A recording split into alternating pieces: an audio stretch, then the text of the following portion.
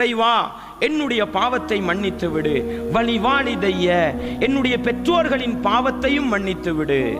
அன்பார்ந்தவர்களே, நம்ம மூமின்கள் என்ற அடிப்படையில் நாங்கள் துஆ கேட்கின்ற பொழுது எங்களுடைய பாவங்களுக்கும் மன்னிப்பு தேட வேண்டும், எங்களுடைய பெற்றோர்களின் பாவங்களுக்கும் மன்னிப்பு தேட வேண்டும்.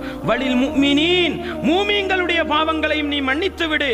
யௌம யகூமுல் ஹிசாப், மறுமை நாள், விசாரணை நாள் வருகின்ற பொழுது எங்களுடைய பாவங்களை மன்னித்து விடு என்று கேட்கின்ற நேரம் பெற்றோர்களை மறந்துவிடக் கூடாது என்ற ஒரு வழிமுறையை இஸ்லாம் காட்டித் தருகிறது.